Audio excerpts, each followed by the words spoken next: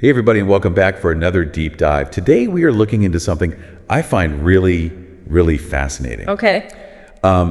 It's this idea of an eternal light. Yeah. And it's connected to this guy, William Branham. Uh-huh. Ever heard of him? I have, yeah. He's pretty well known in certain circles. Yeah, and that's what's so interesting is that, like, for some people, this is like huge E. Yeah. You know, and for others, they've never even heard of the guy. Exactly. So we've got this excerpt from this text. Okay. And it's all about biblical prophecy and interpreting it. Mm-hmm. And it claims that there's going to be this eternal light at William Branham's grave. Mm. So the text dives right in and doesn't really waste any time, you know. Yeah.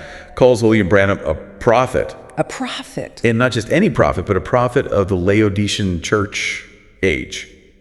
Okay, now that's interesting. Right. Yeah. So what's the deal with that? Well, being called a prophet is a pretty big deal in a lot of religions, right? It means you're considered like a direct messenger from God. And the Laodicean Church age, that's a specific time period in early Christianity. Right. And the Laodicean Church, they were kind of notorious for being lukewarm, you know? Like not fully committed. Oh yeah, heard that. So to be called a prophet of that age, it kind of implies that Branham was meant to shake things up. To get people fired up again. Exactly. It's like they're saying he was a once-in-a-generation kind of guy, but for the spiritual world. Yeah, that's a great analogy. And the text doesn't stop there. Oh, no. It goes on and on about these like major events surrounding Branham's life.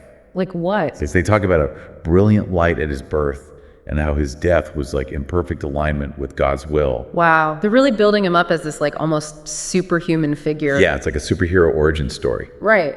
But okay, so let's get to this eternal light thing. Okay. Because this is where it gets really interesting. Yeah. So the text compares this prophesied light at Branham's grave to the eternal flame at JFK's grave. Oh, wow. Ever been there? I have. Yeah, it's pretty powerful. Right. It really makes you think. Definitely. So it seems like they're trying to make this prophecy about Branham more concrete.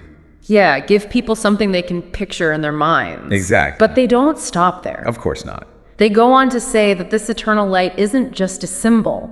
It's like a sign. Yeah, it signifies Branham's return and his appearance with the bride of Christ at the rapture. Okay, hold on. So the bride of Christ, for anyone who hasn't heard that before, Yeah, good point. it's a metaphor in Christianity for the church. Yeah. You know, the community of believers. Right, being united with Christ. Exactly. Spiritually. So they're saying Branham is going to be part of this like huge end times event. And to back up this claim, they point to these passages from Isaiah and Ezekiel. Oh, really? Yeah, Isaiah 26.19-21 and Ezekiel 27.1 to 5.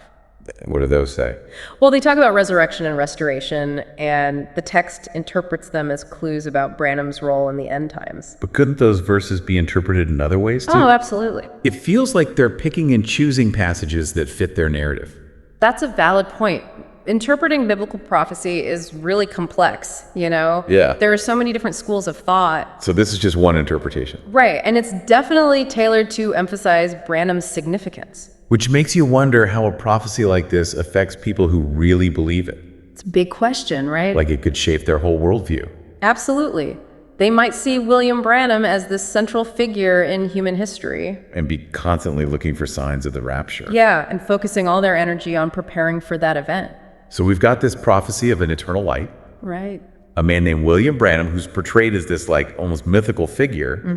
And then all these biblical verses woven together to support this narrative. It's a fascinating story, It really is. even if it's a little perplexing. For sure. But it definitely makes you think. And it leaves us with a lot of questions, like What? could there be other ways to interpret this eternal light symbol?